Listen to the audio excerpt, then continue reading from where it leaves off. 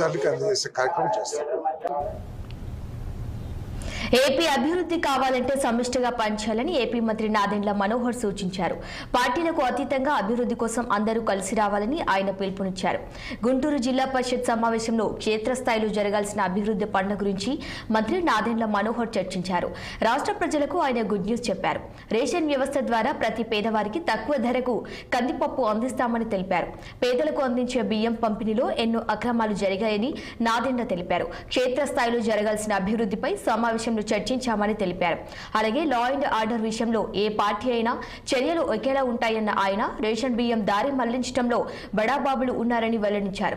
ఉచిత ఇసుక విధానంలో తమ నాయకులు చాలా కఠినంగా ఉన్నారని తెలిపారు.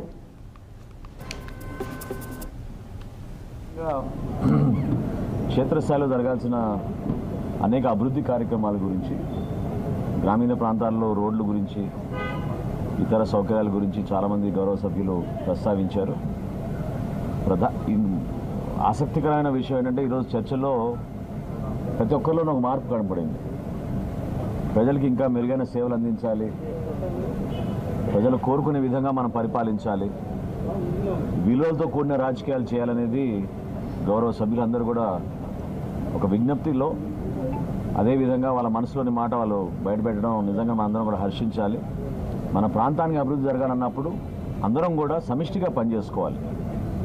క్షేత్రస్థాయిలో జెడ్పీటీసీలు, ఎంపీపీలు, ఎంపీటీసీలు, సర్పంచులు, అదేవిధంగా రాష్ట్ర స్థాయిలో గౌరవ శాసనసభ్యులు, గౌరవ మండలి సభ్యులు, మంత్రులుగా మీ అందరం కూడా చంద్రబాబు నాయుడు గారు, పవన్ కళ్యాణ్ గారు చేస్తున్న కృషిని క్షేత్రస్థాయిలో తీసుకువెళ్ళి ప్రతి ఒక్కరికి, ప్రతి ప్రాంతానికి పార్టీలకు అతీతంగా మెరుగైన సేవా కార్యక్రమం అందించాల్సిన బాధ్యత మా అందరిపైన ఉంది.